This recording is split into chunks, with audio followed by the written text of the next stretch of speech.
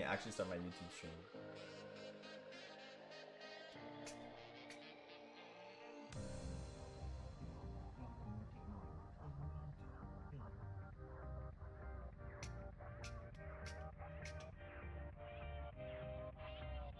YouTube went live immediately.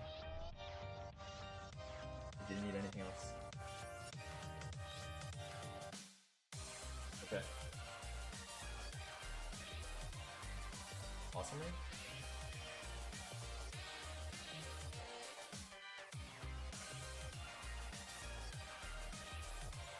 I'm gonna just check the Twitch stream. Today, we are doing CTL. Okay, we're all good. It's a watch party starting off with Ansel versus Sodium Overdose. Division 1B. These two have been falling behind in their division a little bit. Nonetheless, some of the strongest players in the world, one might say. Definitely tier 2 range. Sodium's probably seen some kind of hype around him for longer. He's been near the top of the scene for longer. Ansel is not a completely new player, but sort of popped up last year, 2 years ago, as a roller who definitely will make noise in a challenger circuit, a CTL Div 1. I'm not sure if he's competed in Masters before, but that's who we got going on today. Today's a solo stream. There is at least one guest commentator pretty much confirmed for this week, and I'll see if I can get more, but we have 3 streams this week, followed by an appearance on CTL's whole finale thing. So I'm gonna be on stream for that on the CTL stream, and that's where you should be going right now.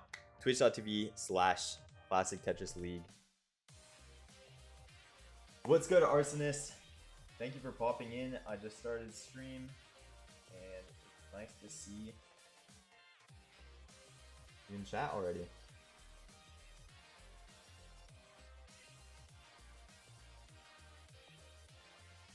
Okay.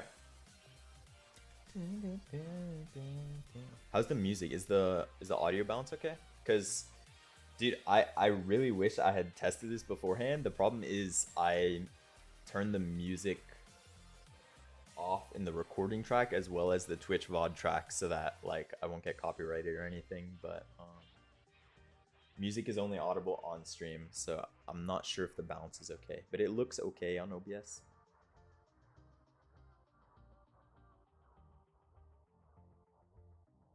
Okay. Music is good. Awesome. Thank you. So there's Ansel versus Sodium on twitch.tv/Classic Tetris League. I think that's linked in my Twitch stream title. And what I might do, I'm going to go to the CTL standings and pull it up for you guys to see as well. I have it in my notes, but I think it'll be a helpful graphic to understand the context that we're looking at. All right, let's get a screenshot of the standings.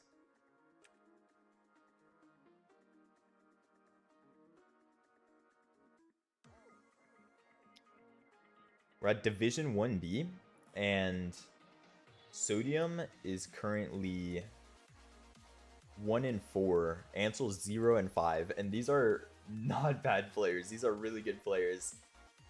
They just got faced with one of the toughest divisions. Danby's popping off. He's 6-0 right now. They have Blue Scooty, Gerald Freeman, Sidnev, and Tugi's on the come up. Tugi's in their division also, faring decent on his own. He's 2-4, which in a division with these kinds of players is kind of nasty. So those players, and then Sodium, Ansel, and Chiller in this division.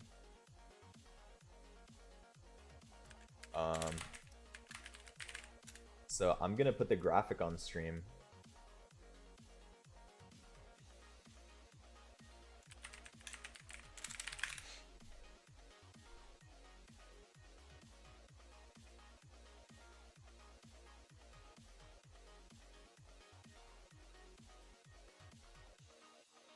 There we go. So it looks a little wide, doesn't it? Regardless, I don't know how. Yeah, it's not really legible. Okay, so we're just gonna leave it up for a little bit. We have sodium right there at number 6. Wait, let me also show you something. Windowed projector. Let's see if this works. Wait. Let me try something. One second. Bang. And then bang. Is it showing up? Yeah. I can draw on stream now. That's going to be used. I'm going to use that at some point. We're going to talk about stacking. Sodium is an insane player to talk about stacking for. Sodium, along with myself, one of the pioneers of modern stacking theory, invented a lot of adjustments, named even more of them. Super fun player to watch. Ansel, creator of Tetris Fish, he's been grinding his own puzzles. Who knows how good he is at stacking at this point. Playing sort of with the help of a computer to understand what's the best placement in certain moves. And when we're talking about Sodium versus Ansel, Sodium's 1-4. Ansel is 0-5. Sorry, I'm just showing off because it's a new feature. I know it's like a boring gray color, but I think it'll make more sense in the context of a black background of a NES board. So 6-12 for Sodium, Ansel 4-15. Their records aren't too different, and I haven't tracked pretty much every game up to this point. I'm sort of learning ball as I go along, and I'm gonna have to go off of what I do know so far. I'm gonna say, based on their records, I wouldn't guess either of these players have been going crazy with 300k on 29 or like 400k on 29 in a lot of games. But they're getting to 29 with decent scores. And with that, I have seen Sodium play in CTL. He's an elite pre-29 player. His stacking is really good. Through 18 through 19, he doesn't misdrop a whole lot before 29. And it seems a lot of the top outs, I'm guessing, for these players will occur somewhere in those 29 levels before 39. Going for aggression or something like that. But I'm favoring Sodium in this matchup. Reason being, he has so much experience. He's just going to be super good at pacing in 18 and 19. If you look at his CTM stats or something similar, then you'll just see how good of a player he is in the early game. And for that, let me show my pin here. And I'll move it towards Sodium. It's not the boldest prediction. 7 is just really not that crazy of a prediction here. I'm just favoring Sodium slightly. He has his inconsistencies at times. Ansel, I'm sure, is a super strong player to have made it to Div 1 and to be, in some respects, holding his own for sure. But Sodium has had some decently strong competitive showings recently in the sort of Dallas Invitational, I believe. We're already off in Game 1, by the way. Everybody, that's twitch.tv/Classic Tetris League. We are at 75 and 78 lines. And right now, Sodium has a slight lead.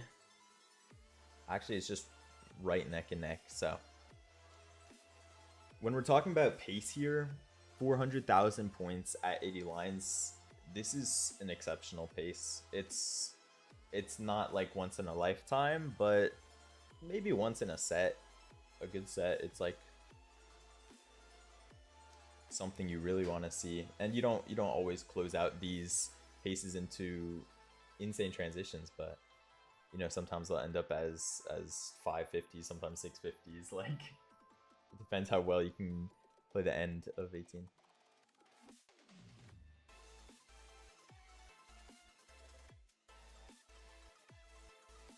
So let me see if I'm behind at all on stream. Right now I'm 102 lines apiece.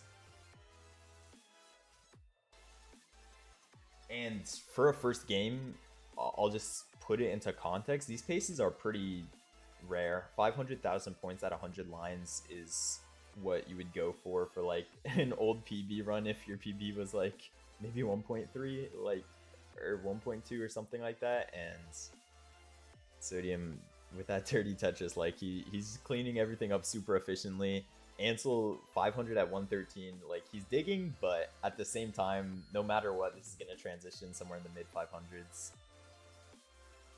Absolutely nothing to scoff at, and such a short dig will ruin your pace to some degree, but like, come on, these games are really nice.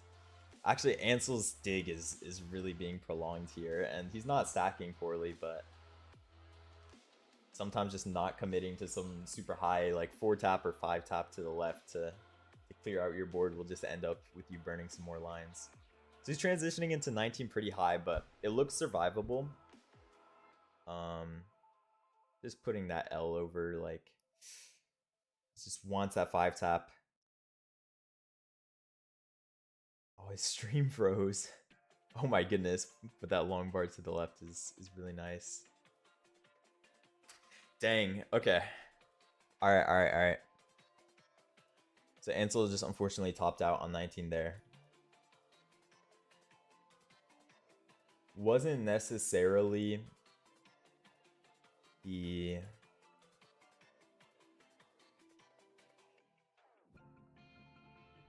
craziest thing there, but we can take a look for the sake of keeping clips. Let's see if this works. If I'm here,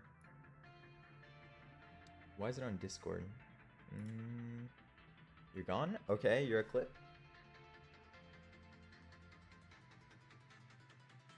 At this point, my cam could be over here.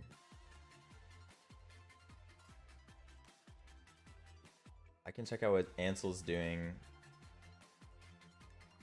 You'll see placements like this L here. So he decided to burn that L. Like, at that point,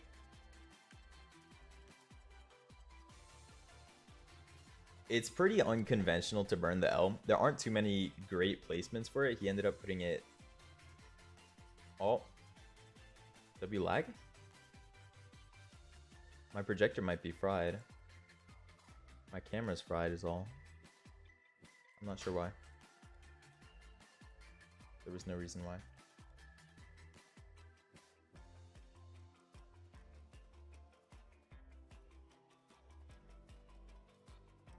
What happened to the drawing?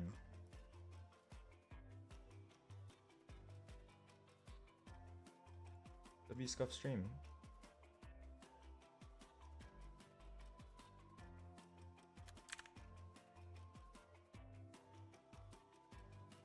Okay. Yeah, I mean, so normally a player would put it like somewhere. I'm cooked. I don't know what's going on with the drawing.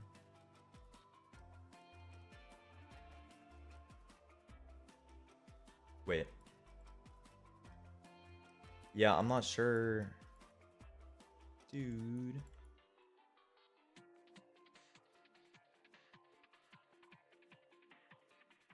NT? Let me take it back to...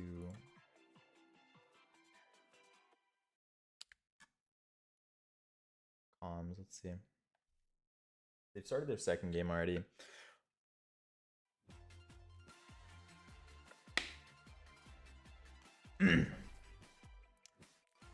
So Ansel's burned, what, 4 lines? Sodium, it seems, has burned 6? That might be how that works. Or potentially... Yeah, he might have burned 1 less, so...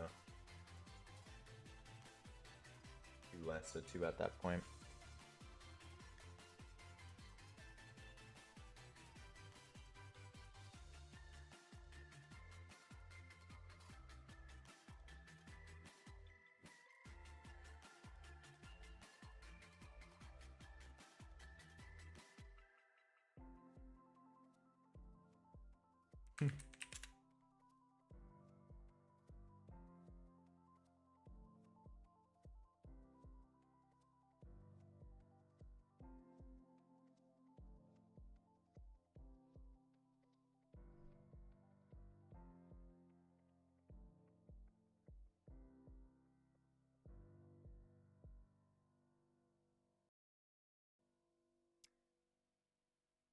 so sad that the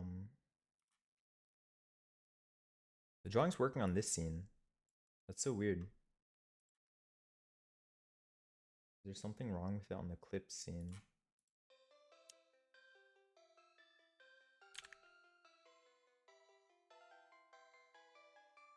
Drawing should not be there. No, this is the wrong scene still.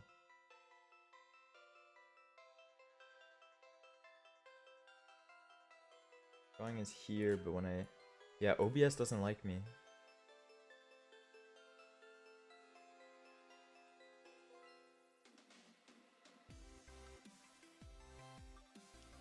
There's stuff. I might have to be pulling up clips onto this scene or something.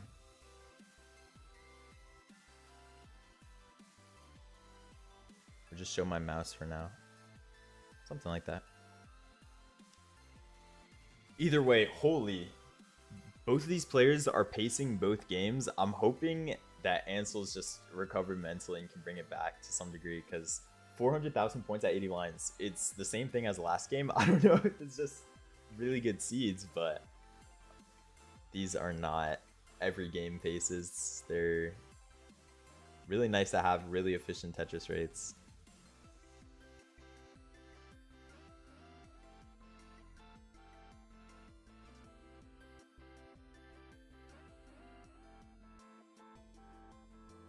Thing is, Sodium, with that Tetris, he's 500,000 points at 96 lines, and that can't be more than 8 burns or something. Surely that's 8 burns. I don't know if anybody actually knows, but yeah, feel free to correct me if you know. So, Sodium, of course, had the transition world record in Masters at some point with like a 699. He could get that again if he keeps playing super efficient. 700 should still be on the table. At 110, what you have 114, 22, 26, 30. Maybe this isn't a 700. But that's so insane.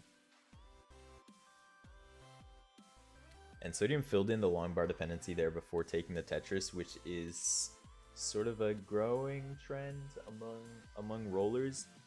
The difference between taking a long bar dependency and taking a Tetris is when you take a long bar dependency, you can sort of even out your stack so that when you fill in the gap, you can, you know, not have the dependency, you have the space to put whatever pieces you want there. Whereas when you take the Tetris, you're lowering your stack and you're sort of buying time to get the long bar. So that's where the trade-off happens. And usually it seems at this point, you'll take the Tetris if you are getting up high and you really need to. But if you can manage to survive and keep on stacking normally, then filling in the long bar dependency will often help you play more efficient and not have to get into like weird situations that result from having that dependency. But 712 at 147, Sodium, just another Tetris. And I can't just talk about Sodium. Ansel is right there, 725. Yet another Tetris. He's burning a little bit, but both players like coming up on 800, going to be into 22. That's some special pace.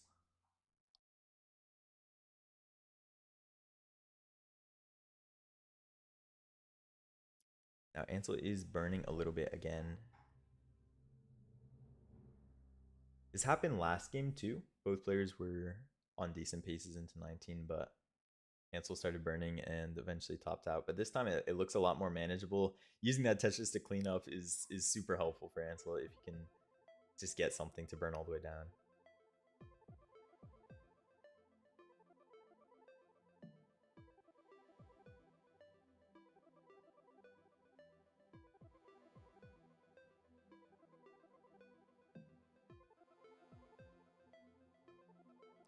Nice burn from Sodium.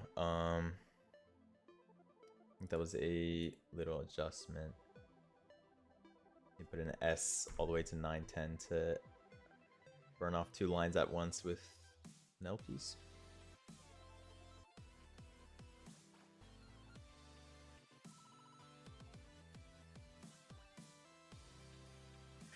So Sodium maxing 1.01 at 198 lines. That's good for a very high 1.2 into kill screen.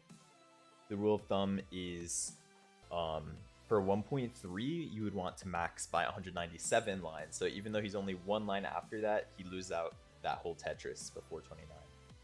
And yeah, that might be like a C80 into kill screen if he were to play that out with only 3 burns. I think he's burned more than that at this point, and still phenomenal pace. Probably going to end up with a 1.1 something into 29 because he's burning on 27, but it looks relatively safe. Ansel looked like he burned away a good amount of 19 there, but now he's Tetrising again. He's getting ready to get back into 29. He's down 100 something thousand. Sodium is going to be pretty much burning into 29, but Ansel is as well.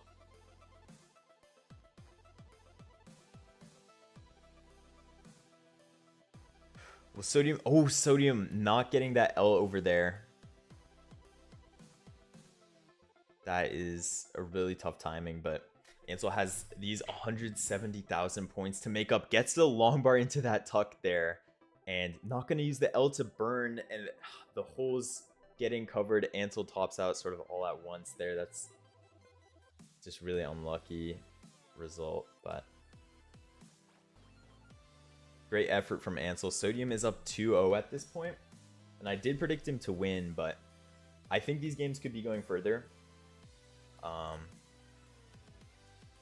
That was definitely decent. It was good pacing into 19 for both players. Ansel fell off a little bit in post there, but I'm sure he has more in the tank, and I think he can bring us a phenomenal game next game. Let me just see if there's any way I can pull up, not the stream, the clip. Like if I could have my game here.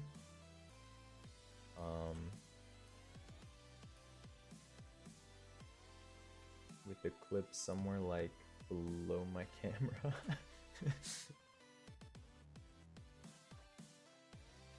Yeah. Probably trying to have it all in one stream is like, I gotta be moving my camera around.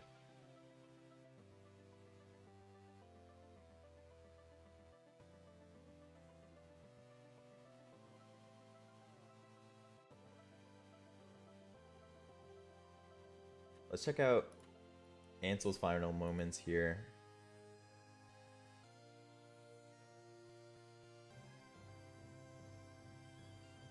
That's just a fairly solid line out.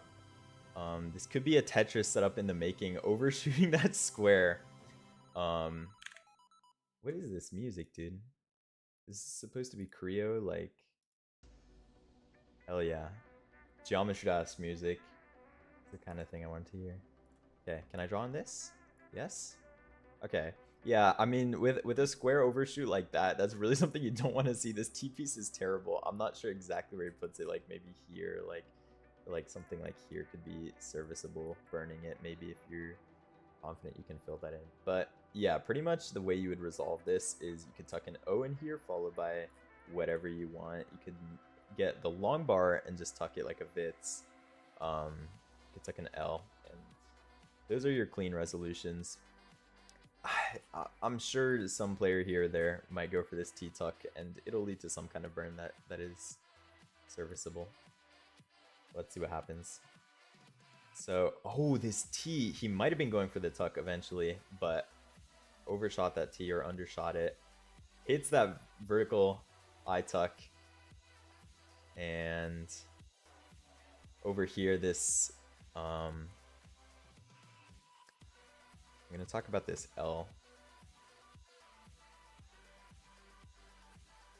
Yeah, I think probably 9 out of 10 times even Ansel, most people would tend to burn this L. You could of course do this placement. This might be better for the stack, but opening up this long bar dependency with that line clear right there would be super helpful. You happen to get the long bar and it would fill in just perfectly, but at the same time, you buy a little bit of time with the burn. Your stack isn't great, but you are able to sort of get down. So yeah, either of these two placements are probably okay. You just need to be able to burn this line very quickly. Anything in this hole will help prolong the game. Tetris Cyclist, thank you for the follow. I'm so purple. Do I look purple? Okay, I'm sure the next game has started, but I think I'm okay with Clips eating a little bit of 18 time. Pretty much the top out there, just, you know, that's just what happens when you get an O, a little bit of brain freeze, and yeah, the game will just collapse in a matter of seconds like that, unfortunately. All right, let's bring everything back. Welcome Vandy to the stream, by the way.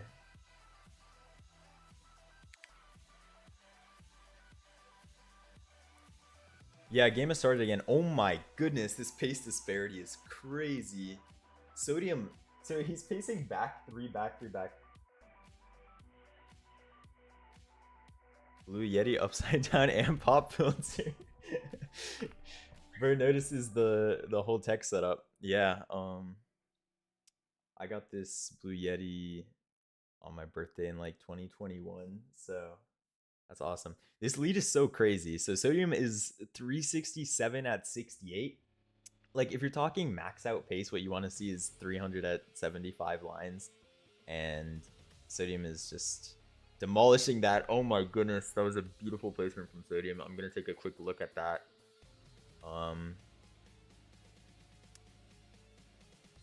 The pace disparity is so insane. Ansel like was on the type of pace you'd get from like 0 or 1 Tetrises the entire game, and that cannot be typical of any high caliber player. Let's take a look at that. Holy, this is so scuffed. There we go. Yeah. So Sodium right here with this L piece, a typical placement might be something like this. You could put the L here, you could put it here and make a long bar dependency. And what's special about that is with this long bar next, this L can be ready to be adjusted. You can just set it up here, make a long bar dependency, and fill that in on the left side. And that's just a stellar adjustment. Sodium sees it, and he goes for it right there. And this clears out so perfectly right for that Tetris. That's just insane play from Sodium there. 14 Tetris lead. Let's get back to the game.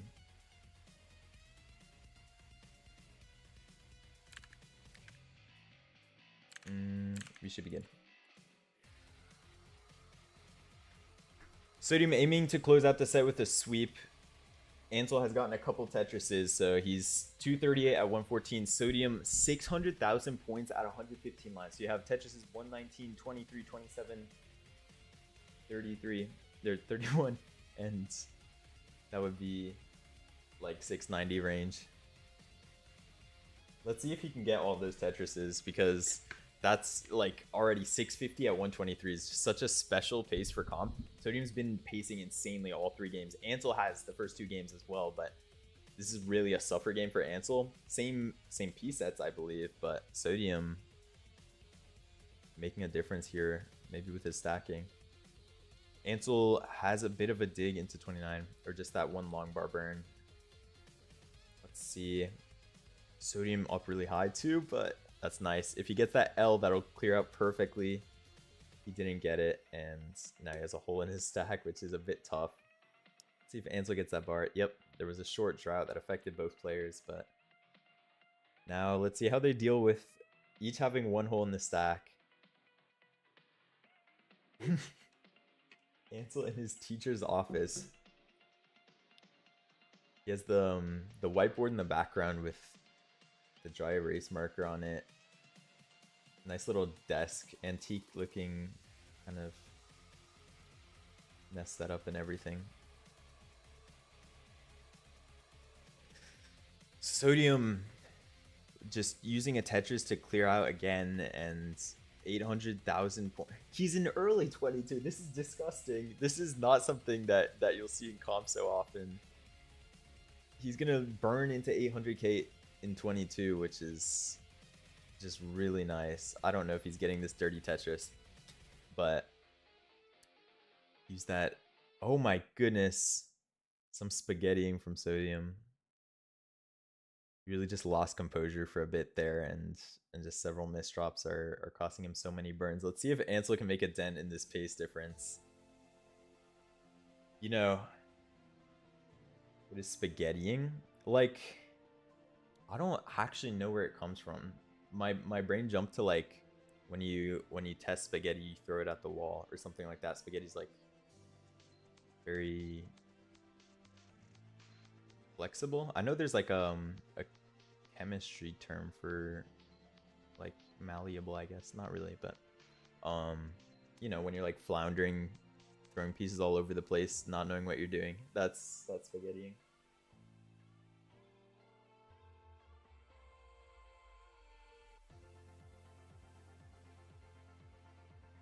But there we go. Sodium is mortal. Those burns. He's back into some 1.1 pace. So 925 at 208. One burn. He'll surely get 1.1. If he only burned once into kill screen, which probably won't happen, but this is a very safe max out for Sodium. And Ansel now 683 at 218. Almost a formidable pace at this point. Like, this could certainly be... It's not quite 800 into kill screen, but if he gets these 3 Tetrises, it's a very high 700 into kill screen. And he doesn't. Missing that S spin is just tough for Ansel. Down 7 Tetrises. Now the game is not really over. As I say that, Ansel had those 2 hung bars. Sometimes that'll be an opportunity to make a Tetris well out of it. Ansel's not feeling it. I think he's just trying to get stable into 29. And let's see if he can clean out of this and start getting set up. Oh, a couple more misdrops from Ansel. Just closing out the set. Sodium took the sweep there. Ansel just top outs in 19 and 29. Sodium pacing all set, looking like the strongest version of himself. And that A65 in level 30 just played that out like what he needed to do. Is Ansel's 29 like...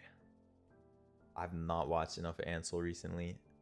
I cannot quite tell you, but to be in Division 1, I'm sure he's had better days.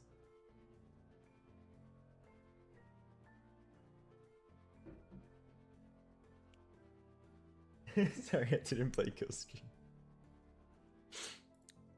So do you want to hop on?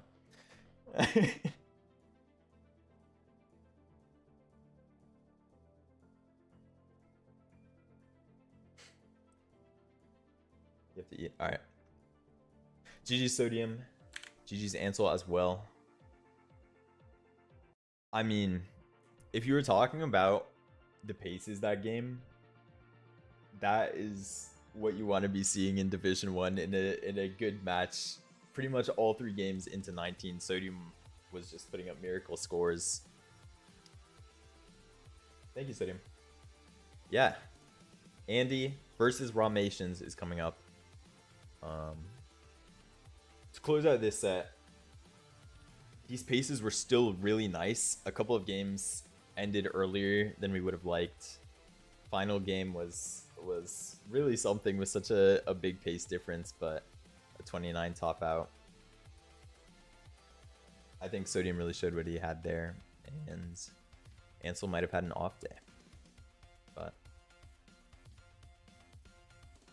nonetheless, a pretty good set. However, Something interesting about this next set. Let's get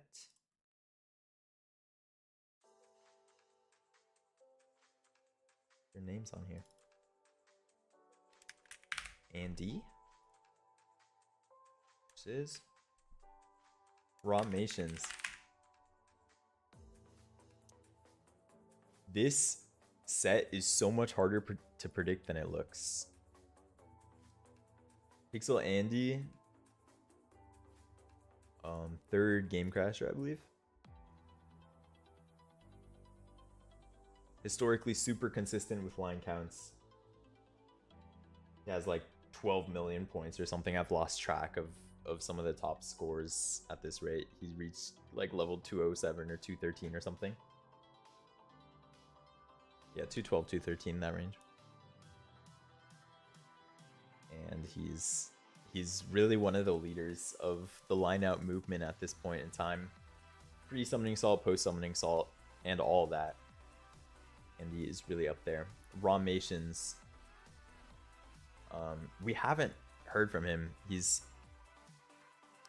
the first to clear 29.5, and he's put up some insane scores, but I don't know if he has colors, or I don't think he has game crash or anything.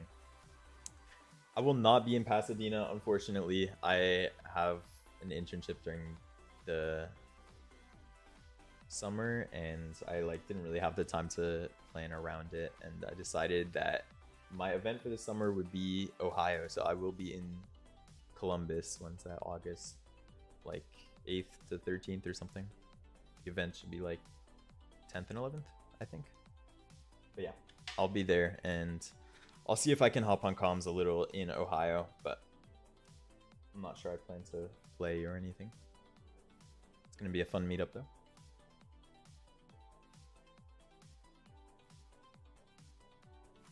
So yeah, really Andy seeming like a leader of the scene.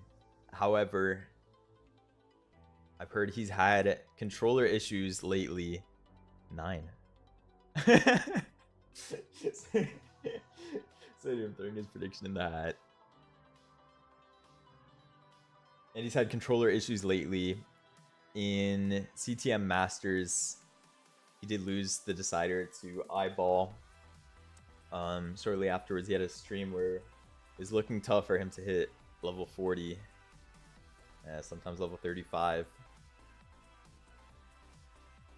At the same time, he looked a lot stronger this stream, I believe. Andrew Meep, first time chat, welcome to the stream. This will actually be epic. The thing about this match is it really seems on the surface like Andy, like Ramations is deservedly a Division 1 player, and he's so good, and Andy is just okay, if he's not in your top 3, 4, what are you doing? But he might be in a bit of a slump right now, and it's hard to see who's gonna come out on top. Though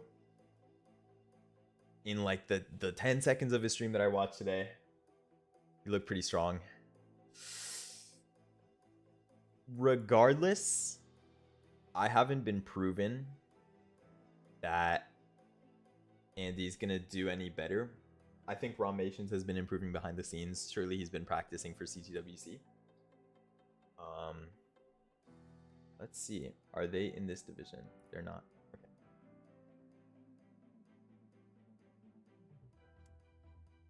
Okay. In their division, Andy is 3-0 in matches, 9-0 in games. Raw is 3-2 in matches, 11-8 in games. Much more evenly matched, but he's still playing well in a division of Alex T, SV, Cole, Sunny, and Peak. Really elite players. I'm gonna say Peak Ramations has a slight edge over nerfed Andy. That's gonna be my prediction. Surely the match is underway by now. Let's take a look. It's not. Okay. There's my prediction. I got Raw. Sue me.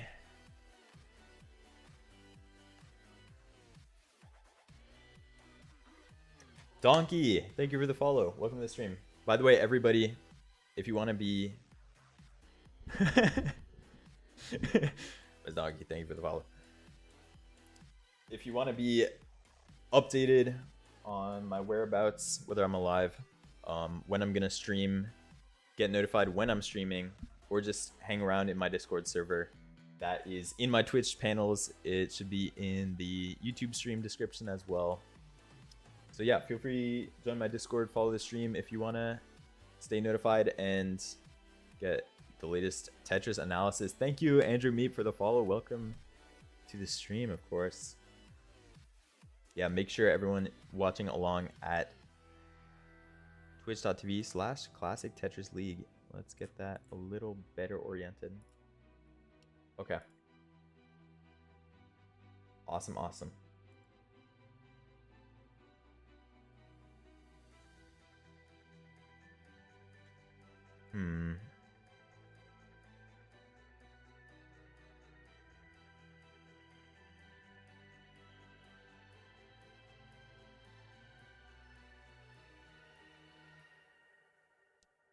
Oh yeah, so wow, Alex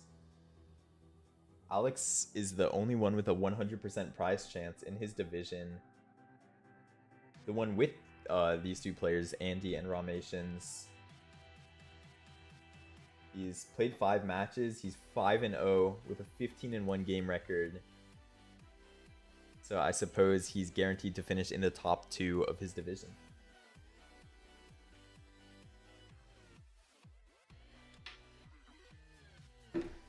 Andy and Raw just warming up right now on stream.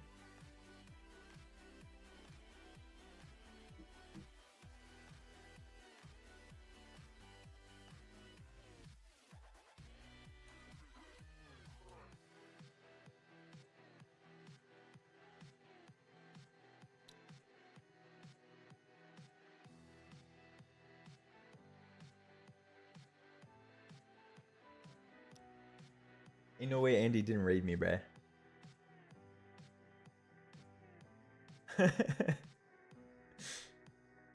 Oh my goodness, Andy's calibration. We're seeing all white Minos, and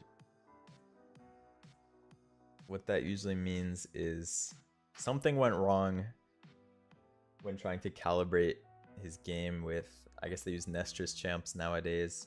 The scene sort of website they use for showing their games on stream.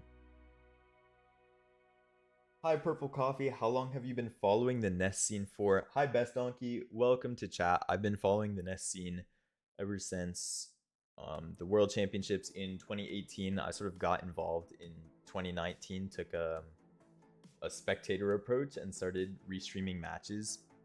From there I started playing more, and I played professionally throughout 2019 through 21-ish. And what I did a lot was focus on this technique called stacking, which is how do I use my pieces in the best way to form the nicest stack possible, accommodate the next one as well as you can. And that sort of became the art form that I delved in. And as such, me along with some of my friends such as Sodium Overdose really became pioneers in the world of stacking. We invented adjustments, if you've ever heard of Vits or 5 and below or flat, aka S flat. We had a pretty big part in the popularity, the naming, and the invention in some of those placements. So yeah, I really took a liking to stacking, became a student of the game, and tried to do as much with it as I could. And at this point, I'm trying to provide my analysis with the knowledge and experience I've gained, and trying to look inside the mentals of these players, what they're thinking, and what's going to happen next in some of these sets, such as like the status of some of these players, where they're going to place a piece, why they did something they did or didn't. And yeah, try to use that to talk about some things in Tetris that you might not get at the surface level player-friendly commentary. What is the best match that you've analyzed on this channel? At this point, this is my second stream actually on this channel. So the best match I've done so far would be Laser Monkey versus Blue Scooty. And if you go into my Twitch VODs, that is I only have one video on this Twitch channel that's live. It would be the last match of that one. So Laser Monkey versus Blue Scooty, that was some match. That was a really good match. That one was in the Classic Tetris monthly Masters event. So if you wanted to rewatch that or watch the VOD of that while checking out my analysis, I think that's a really good match to watch in general, with or without analysis. Oh yeah, thank you. All right, they're finally underway. Andy and Raw. They kind of had the same opener with like their ZTZ start, but stacks being differentiated a little bit. You can see Raw is already burning a bit. Andy looking for that second Tetris, but he's gonna take a skim.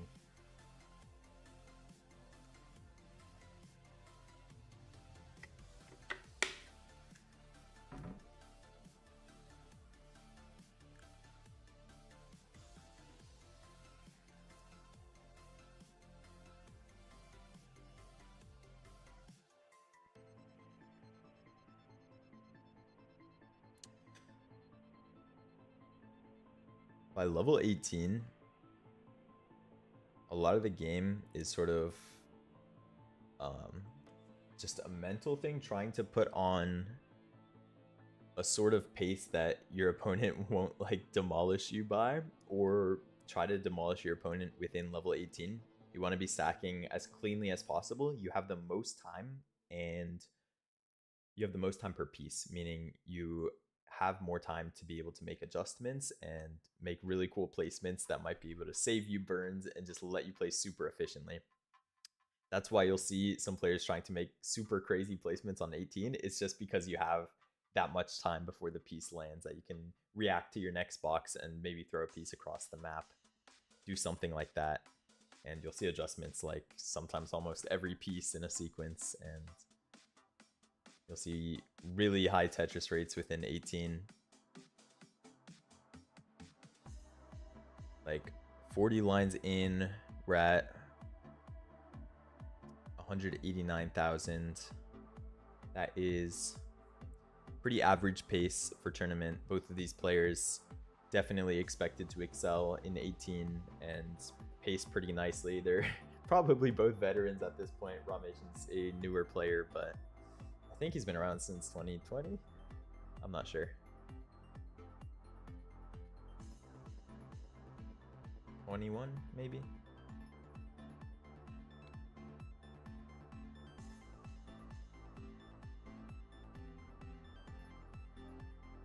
Ooh.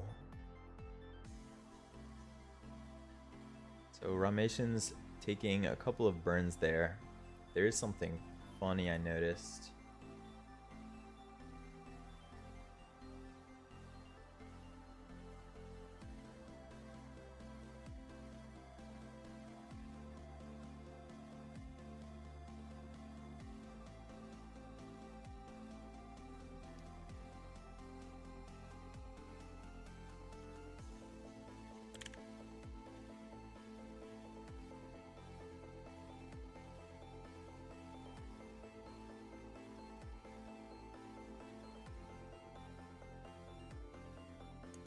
See how they're doing right now. Okay, so they're exactly tied. They were at 78 lines apiece with like 358 or 359, and that pace is a little above your textbook max out range, so it's a solid pace for tournament. Nothing to be too sad about or nothing to be too excited about.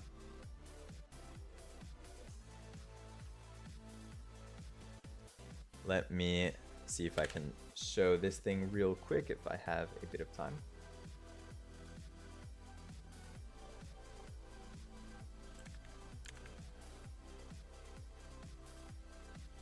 So Raw had this sort of funny setup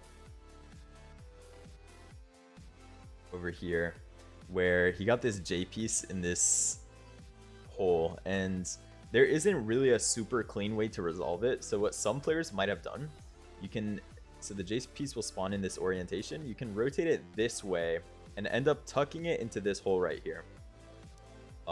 What this leaves a vertical I-tuck setup. So you have space just to tuck a long bar into there eventually if you end up getting one. And this stack is definitely not the most desirable, but if you'll see, he did end up burning anyways. So there is sort of a point where sort of sometimes getting that vertical I-tuck setup is something that's even acceptable if you don't have the long bar next. That's what we call a delayed bit, when you don't have it next, but you opt to do it anyways. It is what it is. Message got deleted. Yo, the bits. Sorry, Nightbot has caps like that.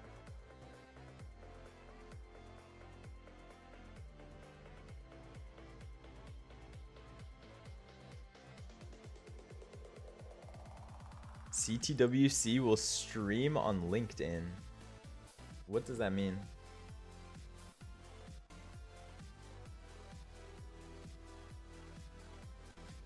So the players have really brought back these paces where Andy's 649 at 141, so almost a 600 transition, I would bet.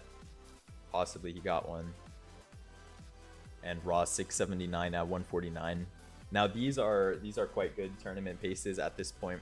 If you're in the 600 transition range, that is an above average game, even by Masters event standards. And back in the day, a 600 transition would have been pretty elite for a tournament. When I say back in the day, I mean like 2019, 2020. Just some more Tetrises. So Raw with the slight real-time lead. When I say that, I mean if you look on the stream, you'll see he has that plus maybe 57,000 or whatever, and he has more points than Andy in real time. However, what you should really be looking for in terms of pace differential is what line count they're at. For example, if I'm 700,000 points in level 28 and my opponent's 700,000 points in level 21, then they're up to a much better pace and they have a lot of time to score and catch up to me, so they're on a better pace. Raw was 6 or so lines ahead of Andy, so being one Tetris ahead was less significant than it would have been otherwise. Yeah, I'm not sure. Streaming on LinkedIn, like live streaming on LinkedIn, is that a thing?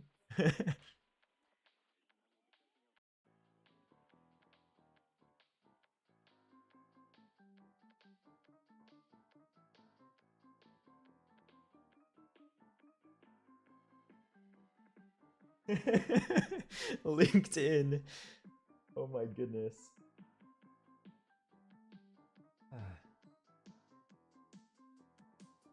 Classic Resumes World Championship.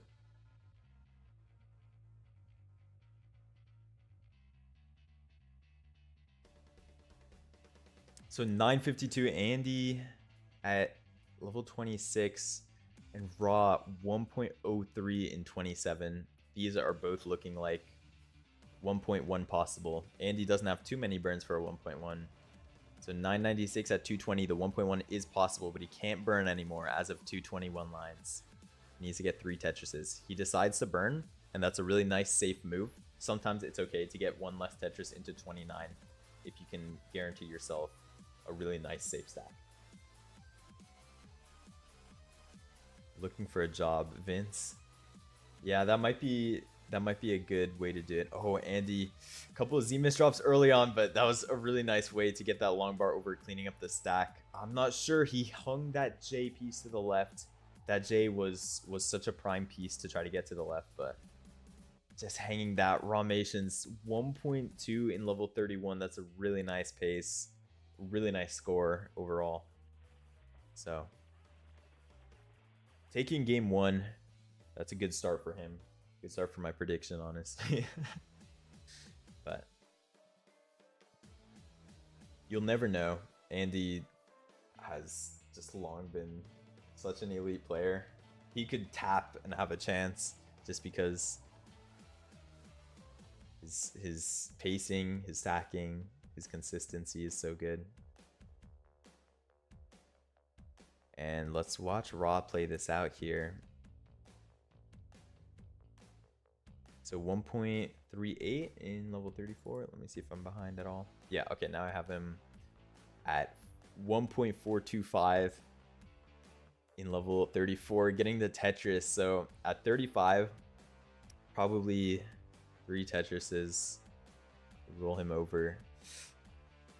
And getting that L to the left. Wow, some really nice stacking from Raw. But let's see. You'll need... Oh my goodness, he gets that long bar to the left. There's a reason he's cleared 29.5. I can't believe I was saying that. I was like, wait, there's no way anyone just cleared that, right? So 1.485 from Ramations. Andy, unfortunately, he just died due to some random misdrops that might have been related to his controller issues and whatnot.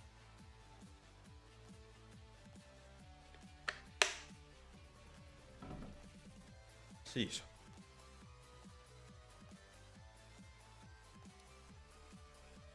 So Raw, of course, played that insanely well. Andy did too until kill screen, but it just all fell apart.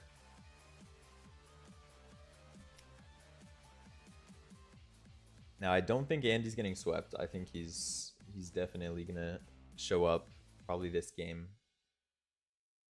I think Andy could take this game with the motivation he has from that loss there. We'll see how he plays.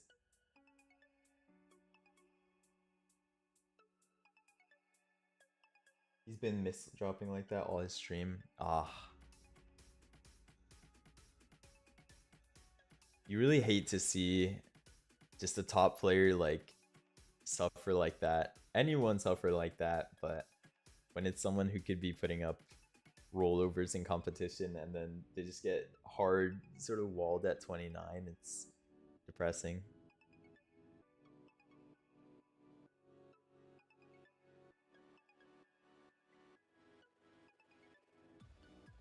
Oh, and he had that vertical long bar burn that was, oh my goodness. Well, it was just like really clean way to even out everything.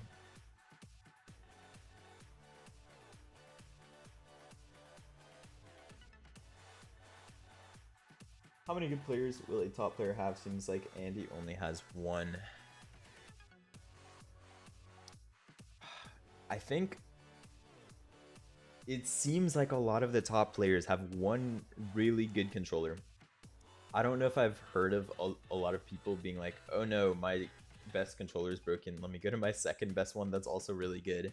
Like, you'll just find like one special pair of pads or something that you get used to. And the thing is, no matter how like good pads are, sometimes you'll just get really used to one and you'll have to completely adjust your muscle memory to a new one. So even switching from one good controller to another good controller will take some time. And I think for that reason, a lot of players will just invest heavily in one controller, and for that reason, like, things can go super wrong super fast. I wish I wish it was better than that, but yeah, it feels like just with this super old hardware, like, there isn't too much you can do. And the super precise movement, like, rolling is so intricate. Like, it's so easy to mess up what you have going on just with a slight change of controller. You can change your controller shell, you can change your pads, even your rotates, and like, it completely messes everything up.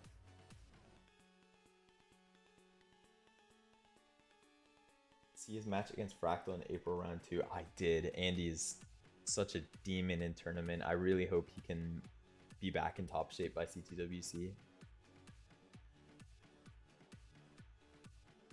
Like, peak Andy is 100% a contender to win CTWC. Past couple days, wow, it's a stark contrast.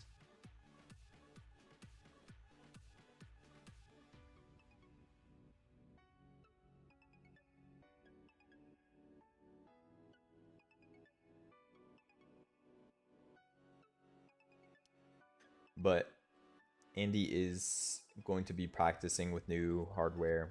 He's going to be, I think he's getting new pads or something like that. He's definitely training to get back up into top shape.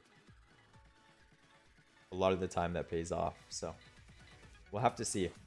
If you guys didn't know, Miles had something similar where he decided to learn backwards controls instead of having to use a Goofy Foot controller or I guess like a Goofy Foot ROM mode in Tetris Gym. He decided to learn on an original controller how to do everything backwards, just holding the controller upside down and just play on a normal controller. Maybe the reason is CTWC. You won't have Tetris Gym, so you'll need to play on the original cartridge. And if his best controller was a normal one, then you would want to learn backwards controls. And he was slowed down for a good bit. Then he became insanely fast. He started learning the controls. It really caught on, and now he's gotten colors, he's gotten crash, he's gotten beyond that in lines. Are they all using original controllers? I couldn't say. I'm not sure, but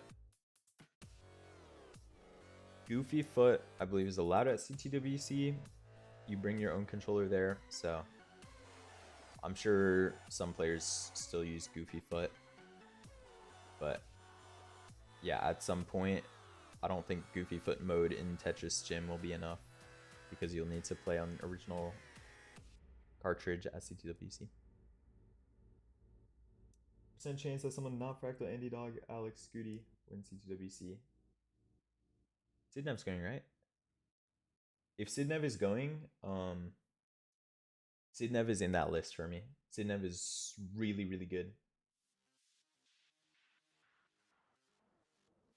I think the percent chance that not one of those players wins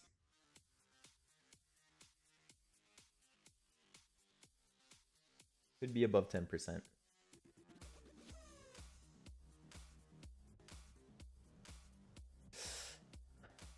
Maybe.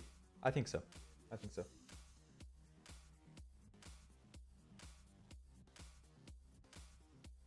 Right, CTWC has their own carts.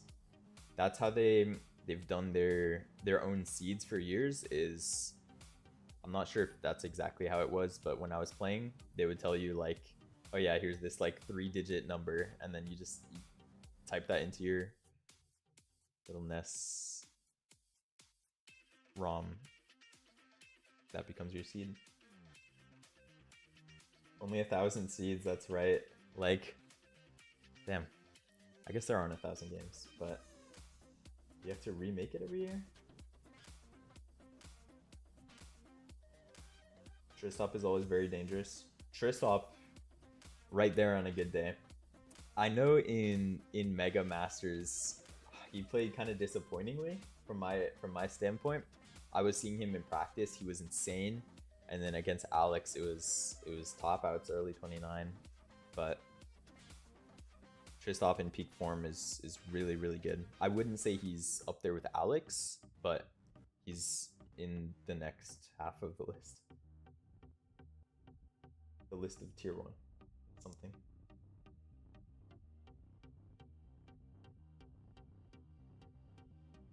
Huge Stroudy seeds out of there. That's probably good for content. So like the World Championships, it doesn't necessarily have to mean like the most random pieces. So Andy, oh, that situation is really tough. He made an S overhang there and got another S piece, missed the spin, and now it's some more burns. There was an alternative solution to that little formation on the right side of his stack that I can show after this game, but right now they're in post. We'll let them play.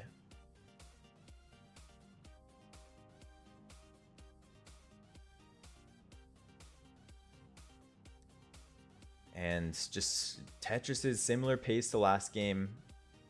Andy, again, a little behind in lines, but more behind in score. So Ramations has a better pace. He's 1.043 at 216 for me. That's going to be some kind of 1.1 probably.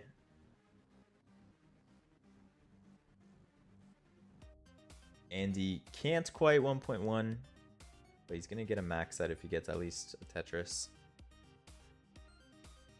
Formations. Let's see if he gets that 1.1. There it is. B16. And he could definitely burn into 29 here. He chooses to do so, so that long bar dependency is going to be able to clear up pretty fast. But he's going for that center well. Okay, he's not. Center wells are really interesting. Andy has one right now. Quite a safe calm 9 well, but he gets it there. He hits that tuck. Tucks are super difficult on 29 to change the direction that your thumb is on quite quickly is actually one of the more slept on mechanics for rollers.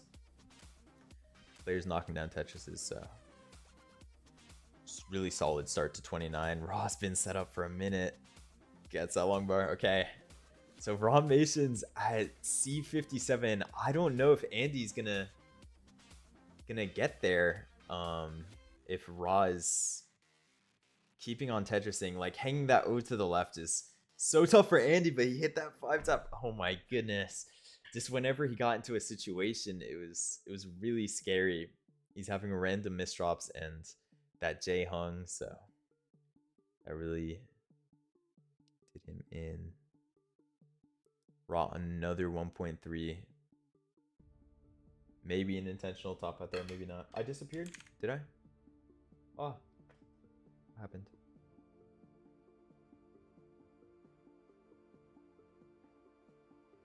Let me check.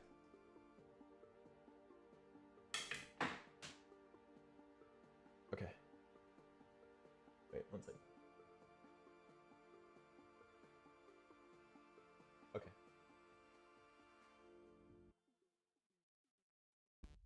Guys got the ceiling cam for a bit.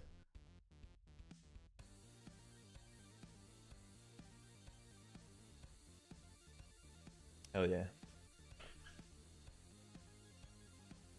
Beautiful.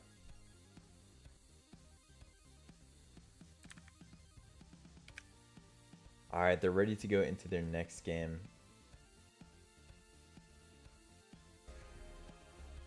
What is this audio? Oh, Andy needs a long bar. There it is.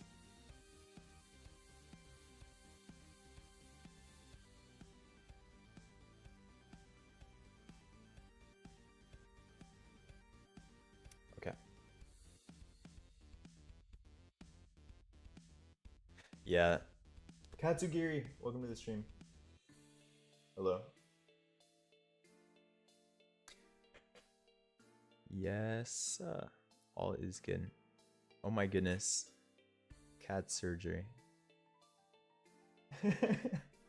Sorry, so I added Nightbot and that must be one of its default settings because anytime someone's typing in caps, it's just deleting their message. Let's take a look at this one placement. I'll move myself somewhere over here. And then that might be okay.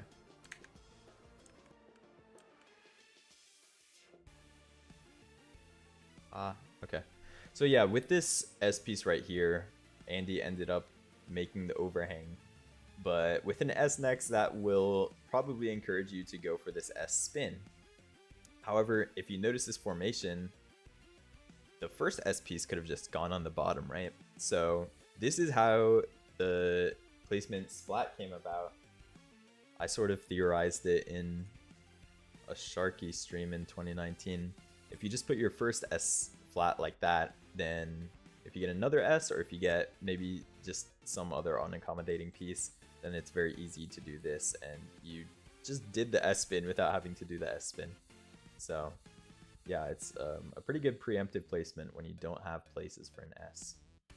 And let's say you got a J here, you could still flat. I'm not sure if it's best, but you have two J dependencies, right? You'd probably fill in this one, and then this is a more survivable stack, whereas if you did this, like you might put a J here, have two J dependencies, like that's tough. But yeah, there's that. Cat surgery.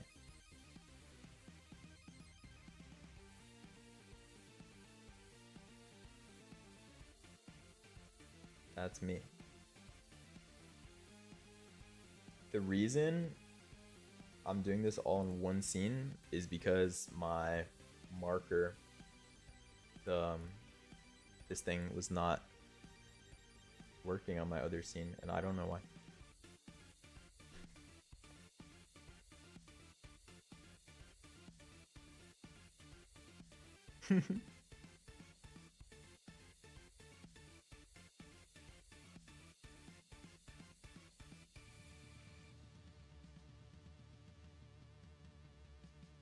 Early top. Let's see it.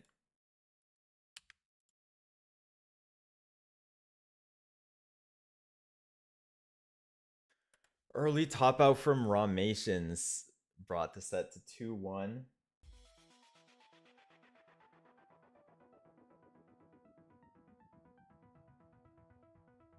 Okay, Nightbot needs to chill out. Let me see if I can fix it right here.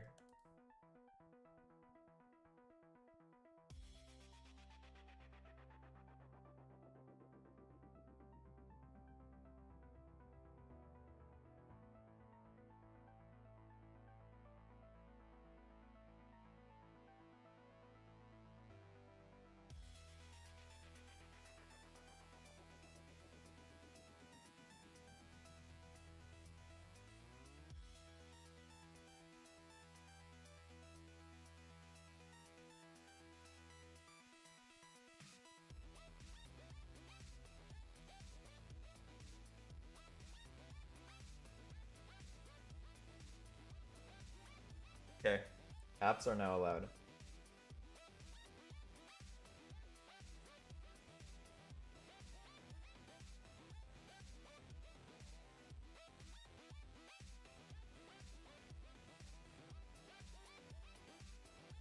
Cop Lop Bop Katsi Kune. What's up?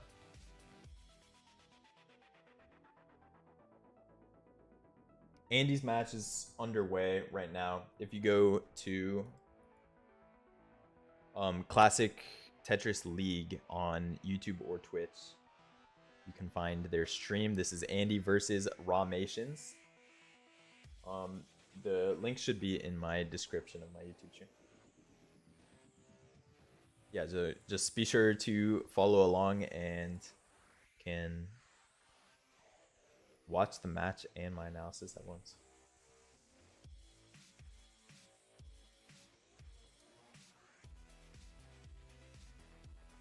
Yep. So Andy's been pretty much topping out in kill screen.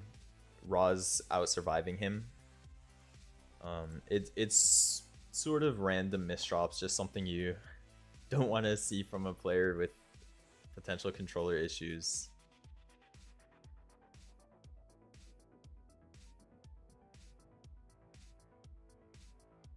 Ra's playing super well though. Aside from that one top out, he's been getting 1.1s into kill screen and scoring after them very well.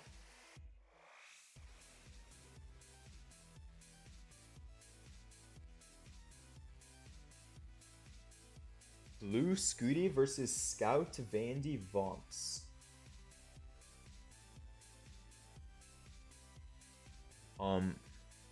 Do you elaborate on that? I'll be live tomorrow, but I'm watching more CTL. I don't remember if Blue Scooty was in that. It's during friendlies.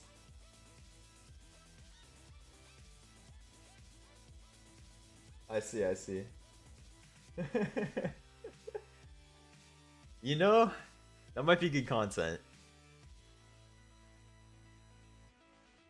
I'll think about it.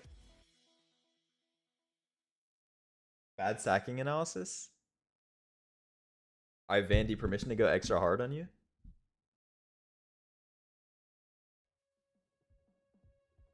Scooty's playing in CTL against Danby. Okay, I'll be analyzing that. Of course. Alright. I'll talk about like crazy adjustments you missed or something. Yeah, if I end up watching it. Sometimes the time frames don't work out very well, but if that's in the time range of CTL, then I might have the opportunity to watch that. Okay, this game is looking pretty good for Andy right now. So 330 at 70 is good. It's good. Raw 320 at 80 lines is a little below maybe what you want to see, or it's okay for competition. 8 p.m. Central. Well, my stream will be starting at 3 p.m. Central, so there might be a decent gap there. I'm not sure if I'll cover it.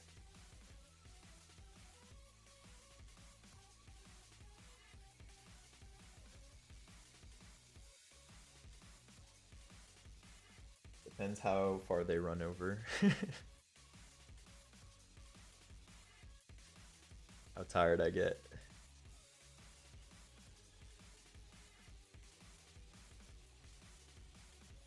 Async, yeah.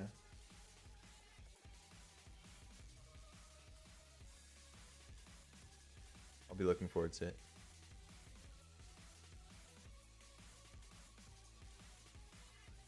By the way, thank you very much everyone who's been watching. So a crazy thing is in the span of like 1-2 streams, I've already hit 50 followers, and at this point I'm pretty much stream hours and streamed days away from affiliate. So that's like super awesome to see. On my main account, it had taken me like years to get affiliate just because getting 3 average viewers was so hard back in the day in 2017 when I was streaming like Undertale and Overwatch.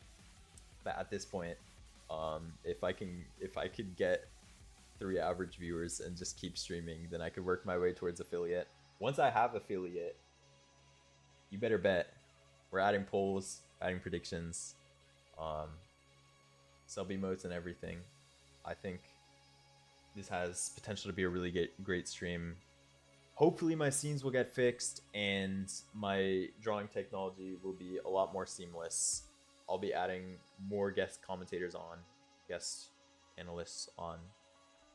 Gonna be watching some really cool matches. A lot coming up this week, and in the future there's gonna be a lot more. CTWC, I'll try to cover that from home, since I'm not going to that. I think that's gonna be awesome. I think this stream is working out really well, and I'm super appreciative to everyone who's been watching. Yeah, make sure you're in the Discord, following the Twitch and everything, and you can stay notified when I go live.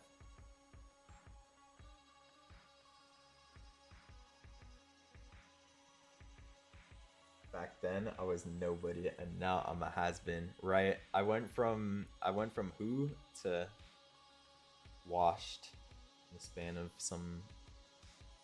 Well, it's been 7 years since 2017, but since I started playing Tetris, it's been closer to 5.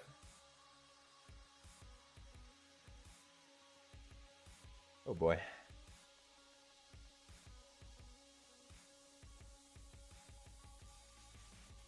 Now 717, 756. Let's see how Raw handles this dig. Let's make sure you can survive that. Ooh, that T-burn is really nice. He's playing this dig quite well, quite composed. If you can got the L and got it over and everything. Just handled that perfectly. Hopefully he gets a bar here. Oh no, these pieces are terrible. I don't know if he gets out of this. Oh my goodness. But he got that T over. He got the Z and everything. No, it's the Z hang at the end that kills him. So this is going to a decider, assuming Andy got a Tetris right there. Not yet. It covered the well. Let's see it, Andy. Andy got the Tetris. Bringing it to a decider, it was a 41-piece drought. And you might think we're beyond the days of droughts, but when you don't get long bars, you're getting more S's, you're getting more Z's. Sometimes you're getting more T's in a bad stack, sometimes more O's in a bad stack. And it sucks.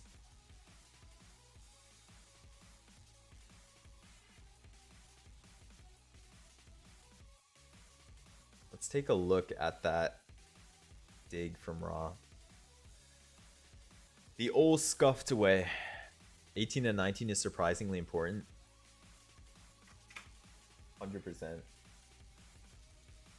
without 18 and 19, like, you're gonna be way behind into 29, and that'll just make you really scared for the kill screen. That's something you can nice in this dig. He looked like he was just like all the way out. Didn't get this bar.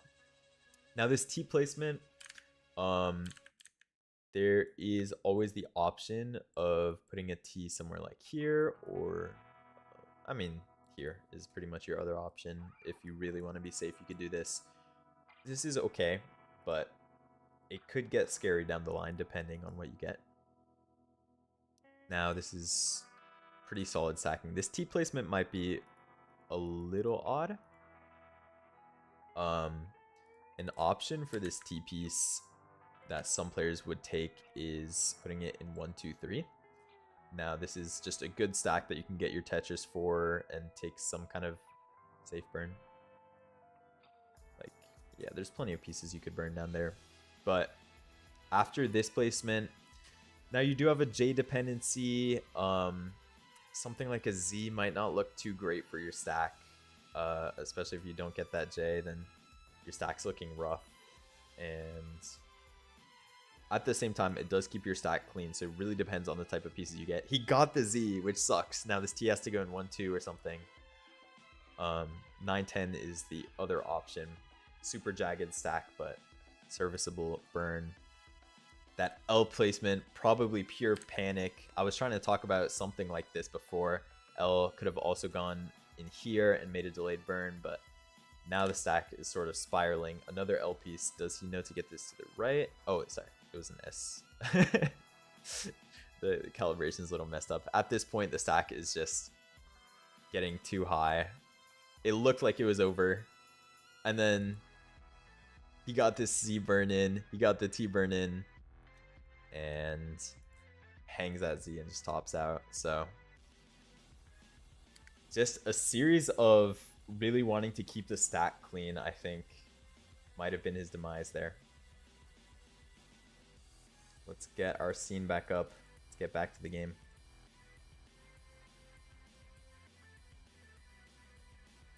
That's roughly centered.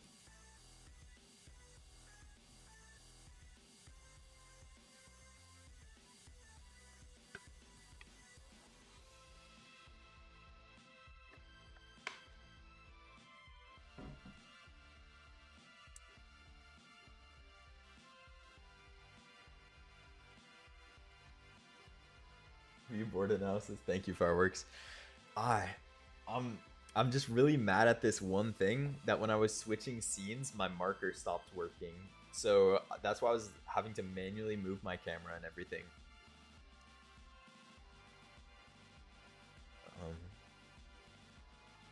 I swear it was working before too, and it worked a little bit this stream, but it just stopped.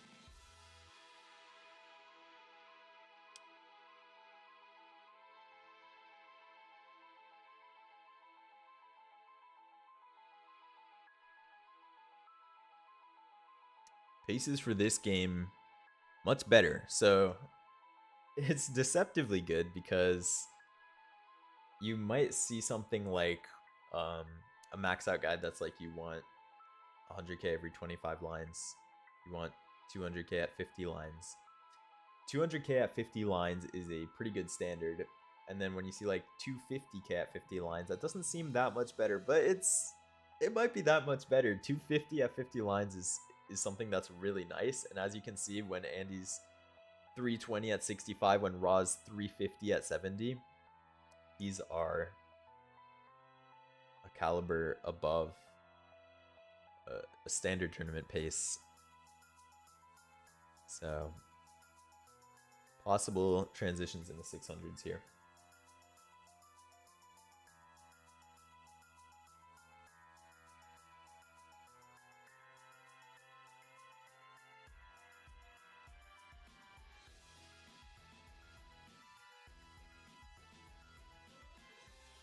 Jasmine again ranting about bits in the chat. Let's see what she's talking about.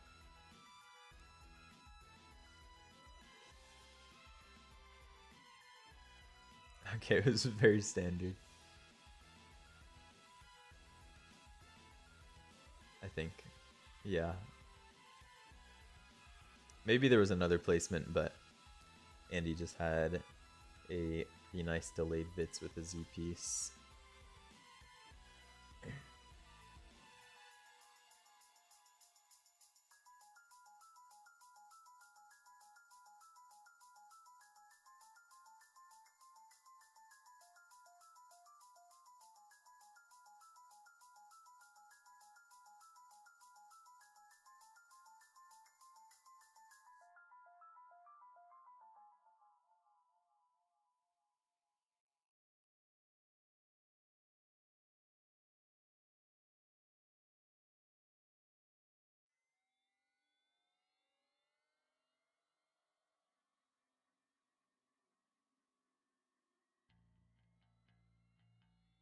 So 110, Andy's at 538.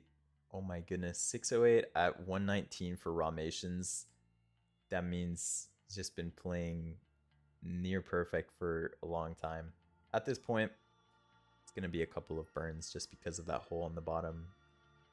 Still a low 600 transition. Andy could get a mid 600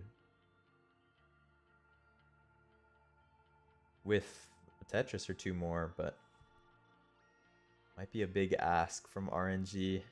Let's see if he gets that J.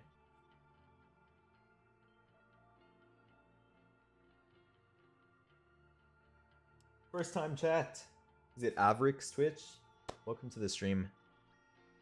I am watching Andy versus Ramations. That is on CTL. So yeah, make sure you're watching there, and be sure to follow, join the Discord, and all that to keep up with updates on analysis and my streams. So Andy's stack was so jagged there. What we call bad parity is when you have a jagged stack that you need a T-piece to resolve. He got it, and it fit in really nicely for a tuck, but at this point his stack is just marvelous, just getting Tetrises and everything. And the paces have mellowed out a little bit. We're 730 versus 720-ish in 21-22. This is pretty good for maybe a 1.1 into kill stream. Played super aggressively, it could be much higher, but I wouldn't expect a 1.2 from this. Although Andy might be much closer to that range. Yeah, Andy 840 at 175. 1.2 might be more on the table for him.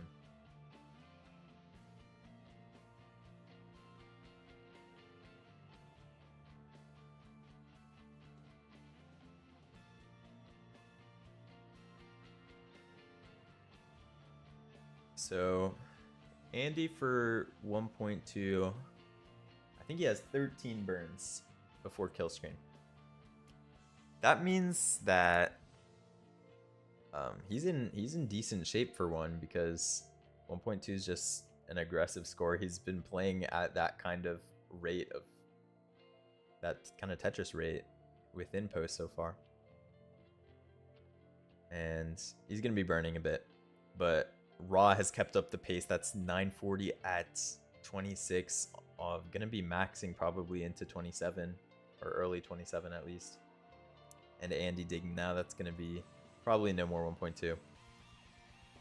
Yeah. Meanwhile, Raw has brought it back to the point where a 1.1 is very feasible. Just 2 Tetrises would definitely secure a 1.1. One would need maybe a triple.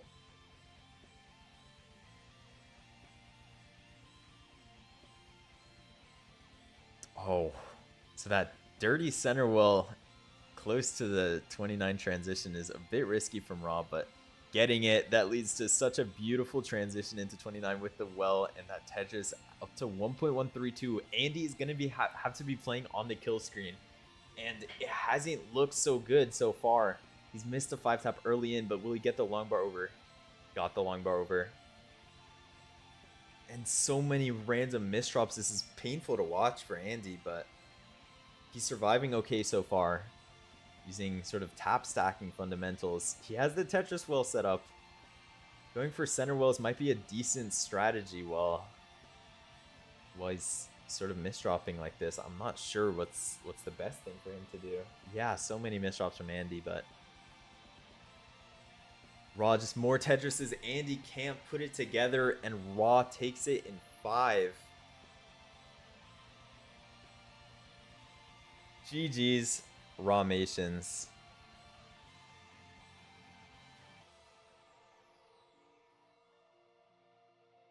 Wow. So, Raw defeated Pixel Andy in 5 games right there.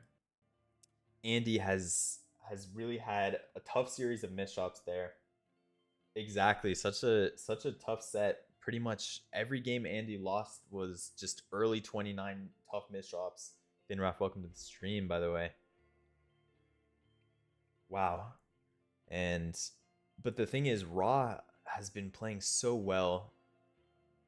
On the other side of things, it's nice to see some beautiful 29 play from at least one player. We hope to see Andy really back in form as soon as possible, hoping his controller issues get resolved and that he'll be able to play better. But Raw did take that one. I want to make sure. So like, what's going on right now is Tetris Wars. Yeah, I want CTL to not accidentally raid me when I'm about to end my stream. So if they're finishing up, which I think they are, let me make sure.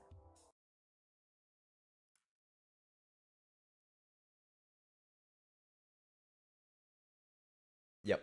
All right. CTL is ending stream, so I'm going to be ending mine first. Make sure you are keeping up with my stuff. Check my panels and everything for the Discord and stuff to stay updated. I hope you guys enjoyed the stream. I wish I could raid. I'm gonna try to raid Sharky, but I think my account's too new. Yeah, my account's too new to be able to raid most people. So head on over to Sharky's stream. Call it raid if you want. But thank you everyone so much for watching. And I will be back tomorrow. Join my Discord. And you'll see the time and everything. Tomorrow at 4 p.m. Eastern. Thank you everybody. Bye. Bye, Kenan. Welcome. Alright. See you guys. Bro.